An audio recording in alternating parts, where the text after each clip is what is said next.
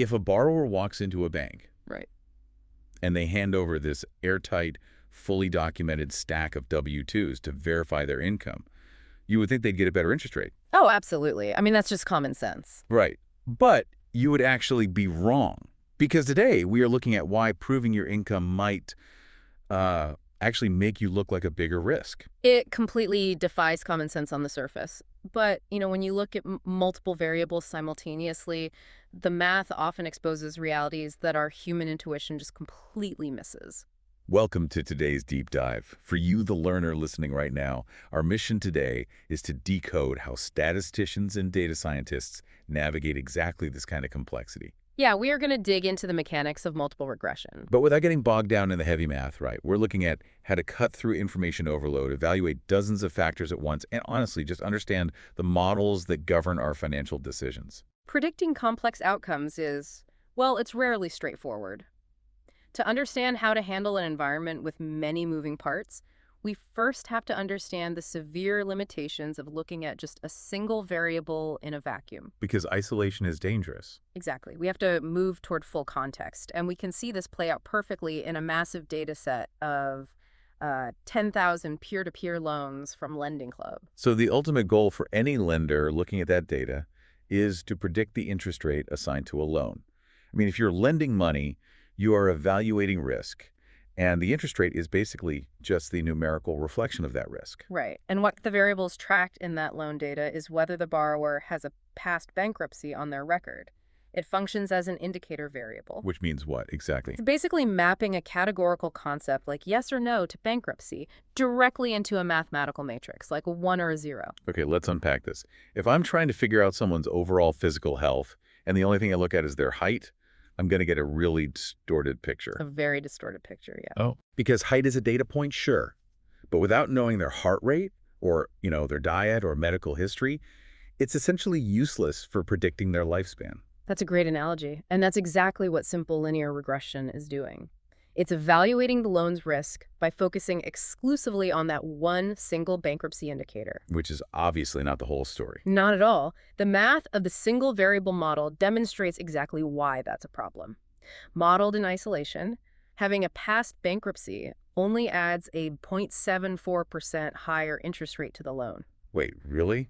Which honestly seems wildly low for a bankruptcy. I mean, you'd expect a massive penalty for that. You would. But notice what happens when that exact same bankruptcy variable is placed into a multiple regression model.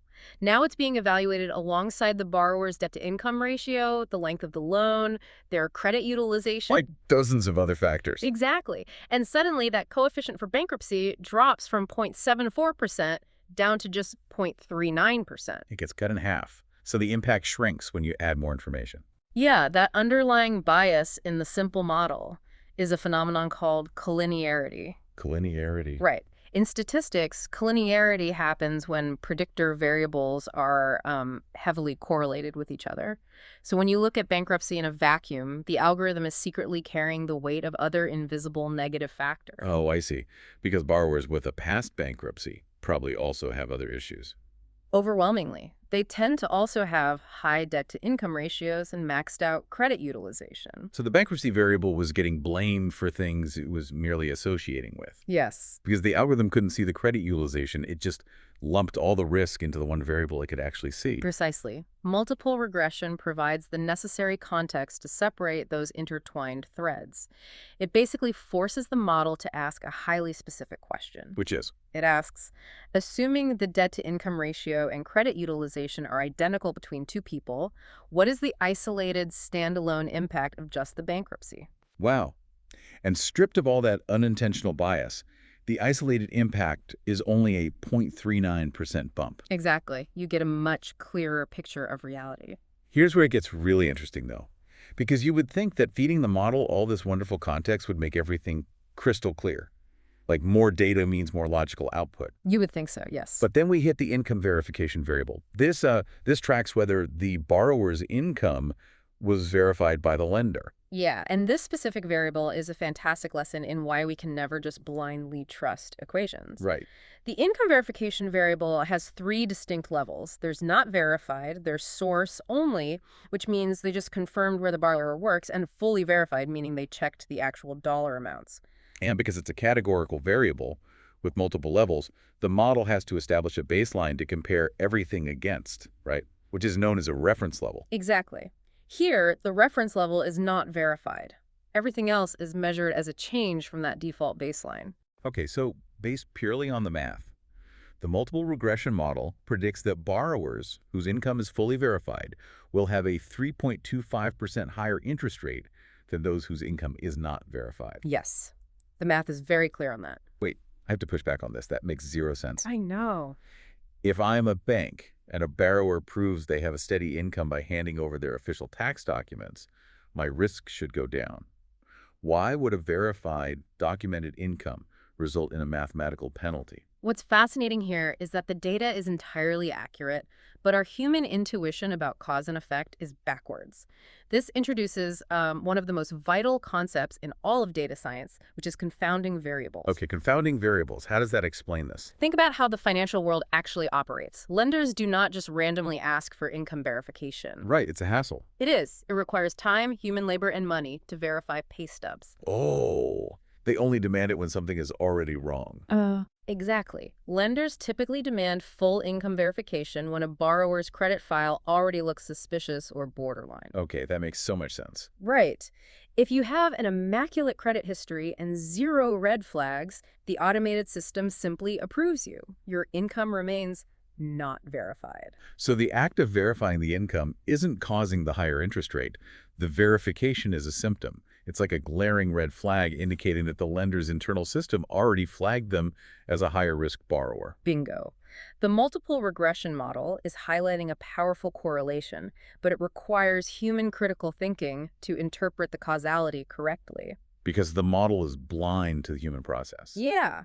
The verification requirement is acting as a proxy for poor creditworthiness that the model might not be fully capturing in its other variables. Wow. So if a business analyst simply looked at the spreadsheet and concluded, oh, verification causes high rates, so we should just stop verifying income, they would completely destroy the company. They absolutely would. It's the ultimate trap of information overload. The math tells you what is connected, but the human brain still has to figure out why, which naturally brings up a really practical problem. What's that? Well, if adding more variables helps us spot these complex, confounding relationships, why not just dump every single piece of data we can find into the algorithm?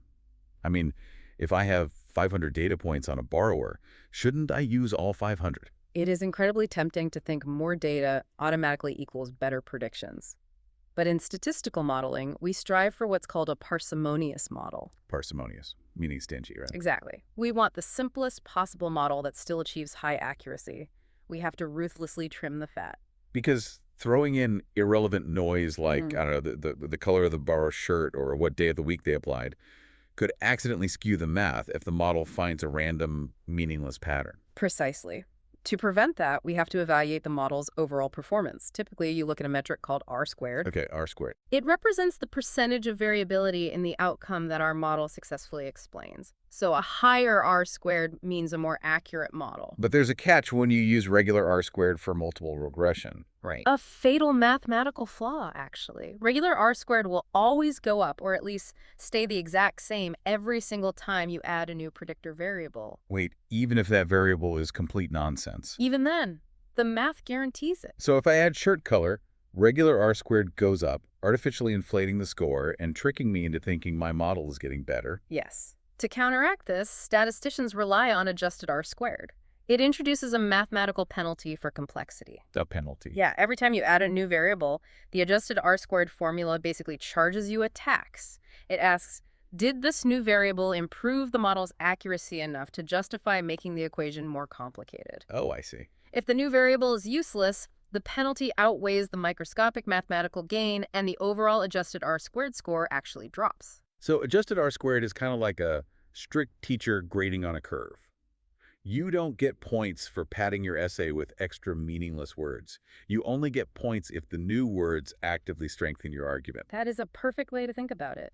And we use that strict teacher to build our parsimonious model through stepwise selection strategies. Stepwise selection. Right. The two main approaches are backward elimination and forward selection. So if backward elimination is like pruning a fully overgrown tree by chopping off dead branches, I'm guessing forward selection is the exact opposite, like planting seeds one by one to see which ones actually grow. That is a brilliant way to visualize it. In backward elimination, you start with the full model, containing every single variable. Then you test removing them one by one. Just yanking them out. Yeah, you pull one out and check your adjusted R squared.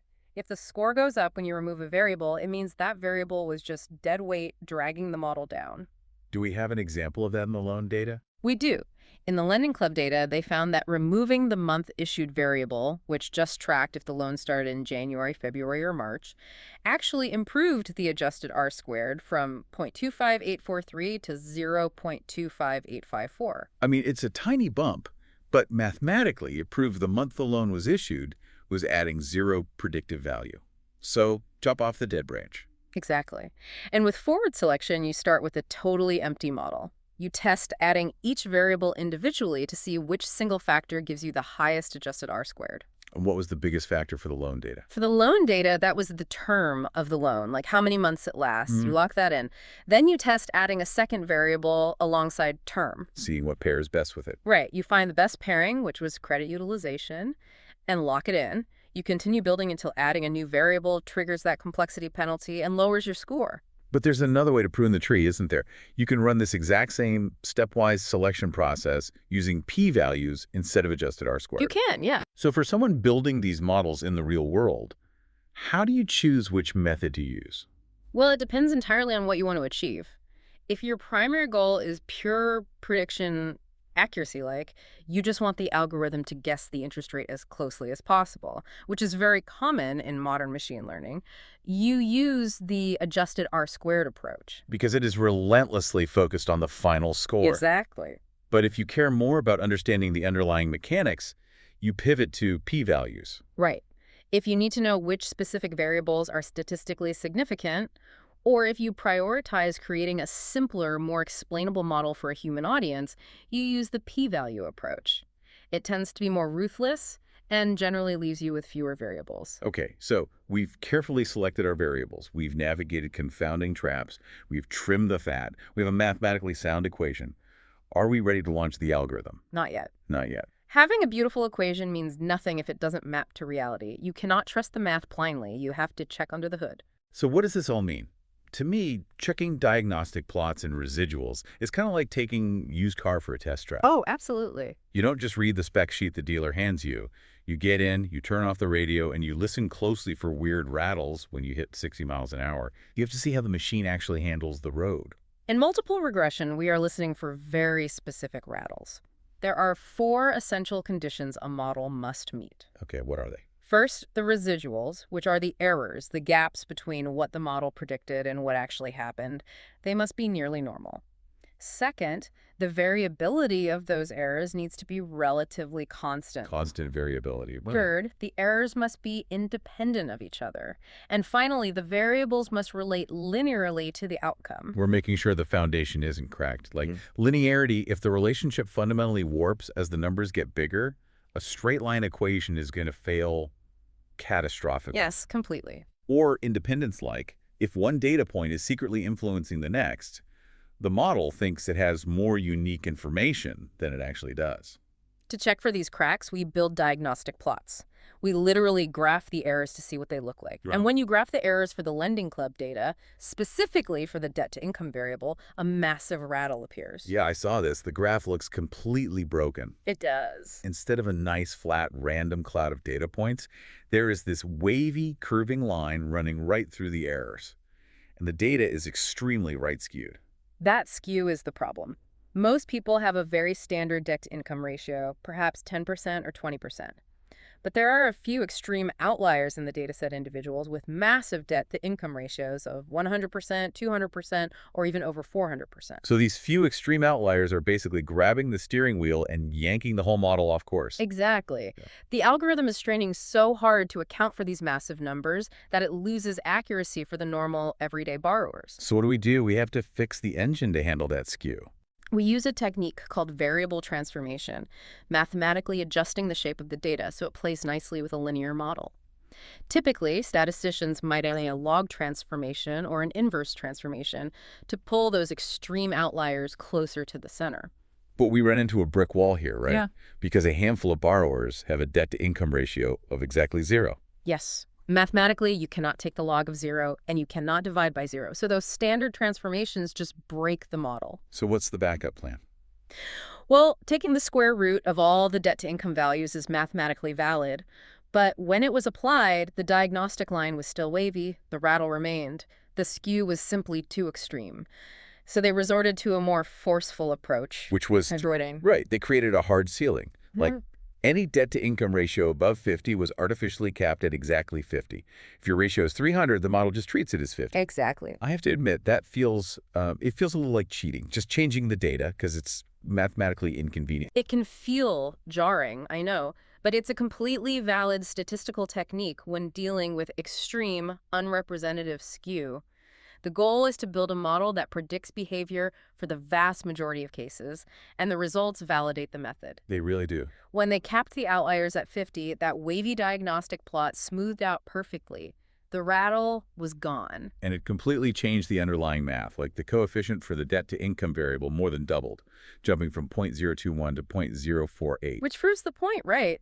Those few extreme outliers were dragging the entire model down, masking the true importance of the debt-to-income ratio for regular people. By checking under the hood and making that adjustment, the model became significantly more accurate. And this process of isolating value, managing outliers, and dealing with collinearity isn't just for high-stakes banking. It applies to any market where variables overlap. Take online auctions, for instance. Okay. Specifically, bidding on a used copy of Mario Kart for the Nintendo Wii. Oh man, predicting the final sale price of a used video game on eBay. Right. If you try to predict the final auction price by only looking at one variable, like whether the game is listed as new or used, you get a completely distorted picture because the condition variable is deeply collinear with other factors. Like what? Well, new games almost always bundle extra accessories. Oh, right. You can't just look at the condition, because a new game might sell for $20 more. But is that $20 for the shrink wrap, or is it because it comes with 2 extra plastic Wii steering wheels? Exactly.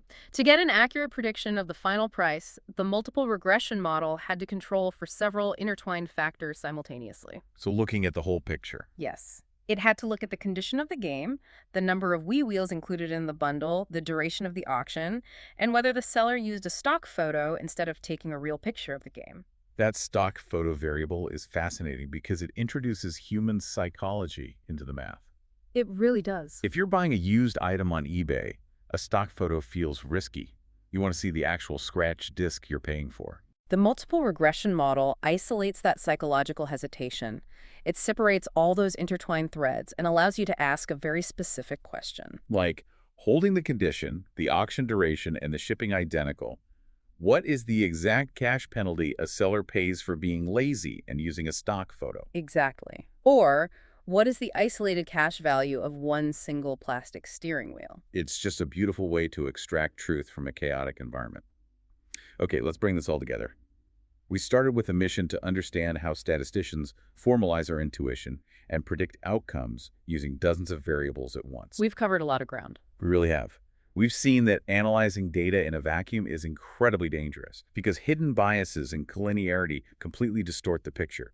Multiple regression is a powerful engine that shortcuts information overload by evaluating the full context. Whether you're predicting interest rates or, isolating the value of a plastic steering wheel. But as we saw with the income verification paradox, the math alone is never enough. It requires human critical thinking to spot confounding variables. And it requires discipline to prune away the noise using adjusted R-squared. Right, and immense diligence to check the diagnostic plots, verify the conditions, and transform the data so the model actually reflects reality. Which brings us to perhaps the most important concept we can take away from this entire deep dive. It's a quote from the famous statistician George E.P. Box. Let's hear it. All models are wrong, but some are useful. That is incredibly humbling. It is. If we connect this to the bigger picture, it is a reminder that no mathematical equation, no matter how complex, can perfectly capture the chaotic reality of human behavior. Yeah. Every model is a simplification. It is perfectly acceptable to build and use a flawed model as long as you are entirely transparent about its shortcomings and the conditions it violates. We aren't seeking absolute perfection, we are seeking usefulness. And that leaves us with a final lingering thought for you to explore on your own. If all models are wrong, because they are simply approximations of reality, how much of your daily life is currently governed by useful but wrong equations? That's a great question. Think about the algorithms that curate your social media feeds, the automated software that filters your resume when you apply for a job, or the credit models that decide if you can buy a house. They're everywhere. The next time a black box algorithm makes a prediction about you, ask yourself, what reference level are they judging you against? And what massive confounding variable did their parsimonious model completely miss? Thanks for joining us on this deep dive. Stay curious.